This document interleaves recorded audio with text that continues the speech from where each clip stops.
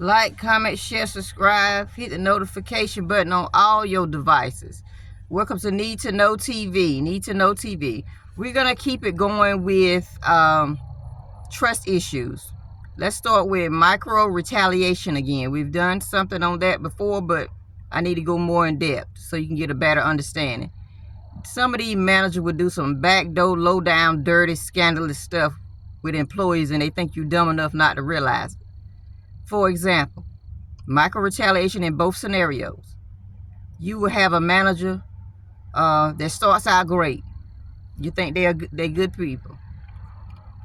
You on orientation and you hear the chatter of a lot of people saying they don't want to train. Well, you should tell your manager you don't want to train, but in most companies, that's a requirement that employees train new employees. Don't sign the paperwork, just refuse it. Just let your manager know that's not a fit for me. Find me something else to do. So the employee worked several shifts, and it came down to the last couple of shifts, and he or she worked by themselves, and they said, well, send the email. I worked by myself a couple of shifts. I think I got the routine down pat. I have 2 more shifts left. Is it okay for me to work because I got my skills and abilities together? I feel like I can get this done. You're short staffed, so if you can get somebody else an assignment, if that will help, I'll take the load. The manager didn't respond back. And responded back a week later and stated, you came in 2 times early. That's against the policy, and you clocked out 2 times late. I advise you to read the policy and procedure on time and attendance, and sent the time and attendance in the email, the policy. Okay, well, if that person, and told the person, consider this as a verbal warning. If that person was going to get reprimanded for coming in early or leaving late, who came in late for that person to leave late? We got to get it together, people.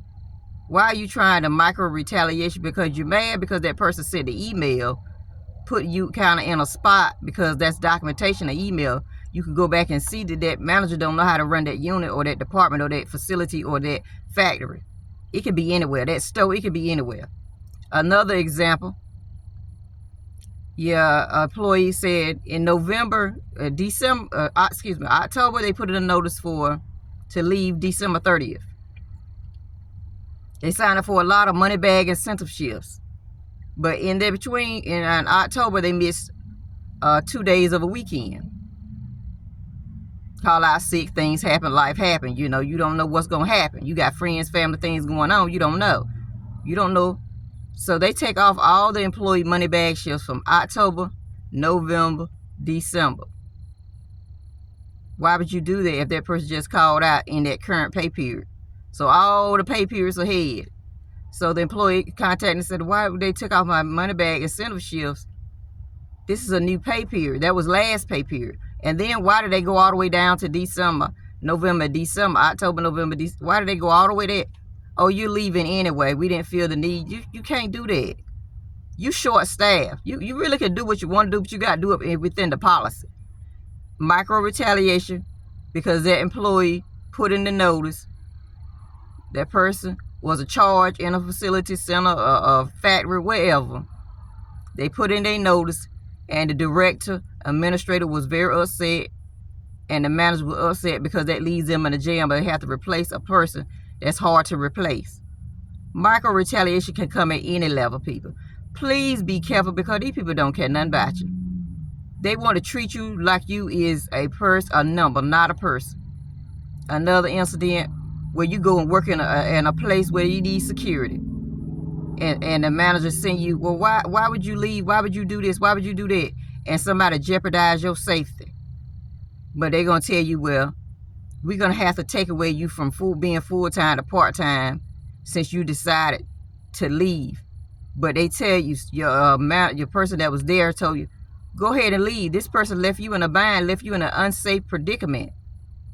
But they send you this long, drawn-out email changing your status from full-time to part-time because they didn't do their homework of investigating and find out why you left. Somebody jeopardized your safety.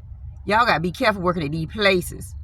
Everybody need a job, but you have to be careful working at these places where they don't have the proper security that's needed to protect staff. Everybody need a job, But when you have somebody that's straight out of high school in an area where it need to be high upscale security, what kind of protection is that? I know these babies need a job, but how can they protect somebody that's way